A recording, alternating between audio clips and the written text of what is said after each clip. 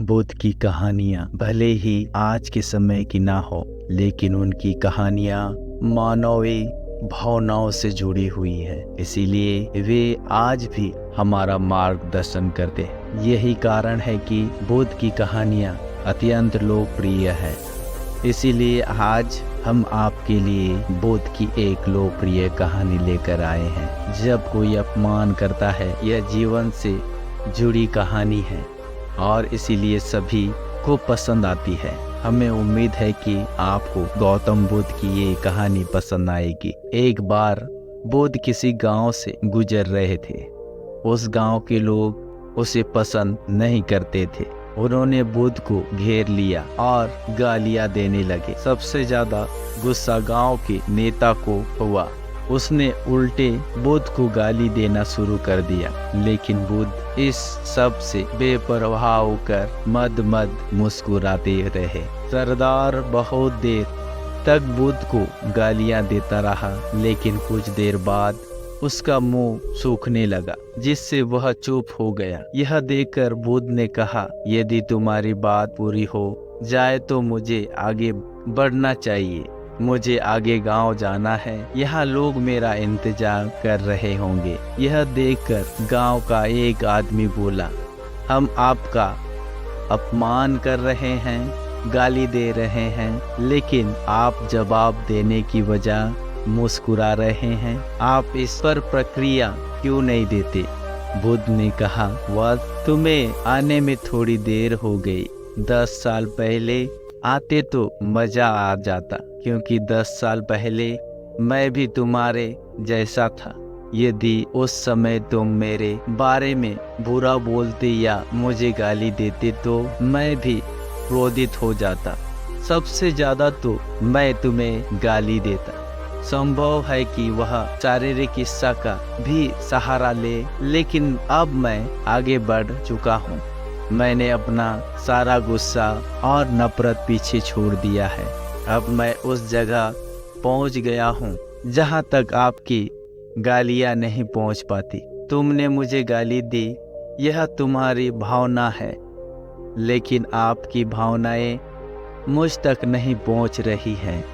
मुझ पर इसका आरोप तभी लगाया जाएगा जब मैं इसमें भाग लूंगा।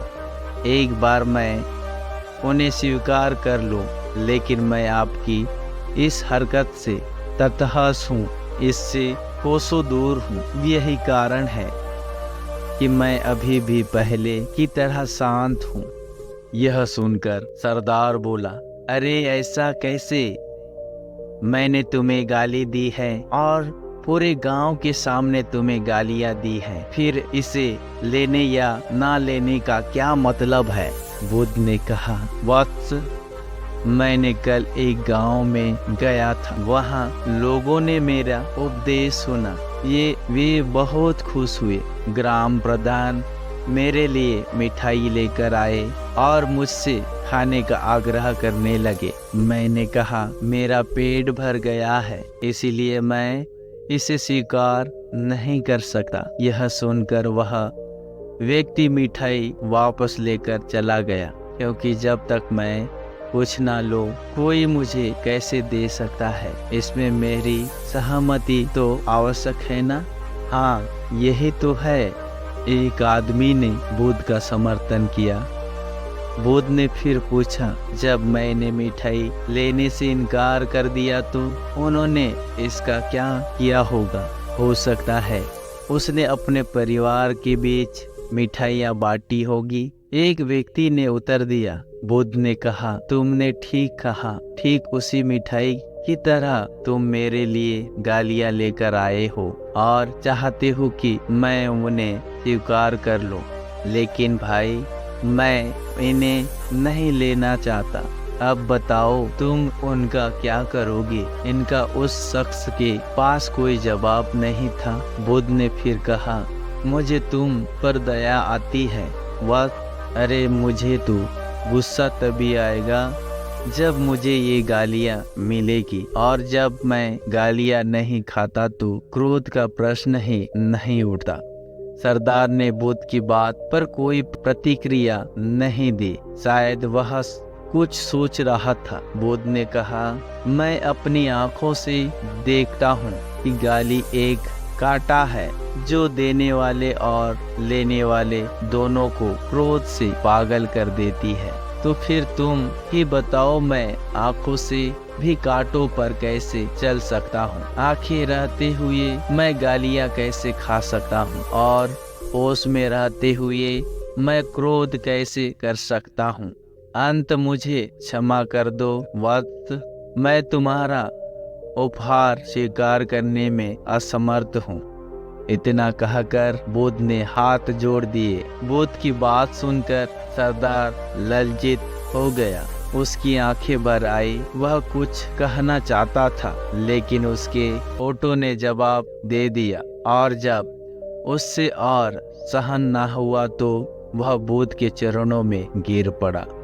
दोस्तों, हम में से ज़्यादातर लोग यही सोचते हैं कि हमारे दुखों का कारण कोई और है, और जब हम इस पर विश्वास करते हैं तो हम आत्म नियंत्रण की कमी और दुख को नियंत्रित रखने में असमर्थता को नज़रअंदाज कर रहे हैं।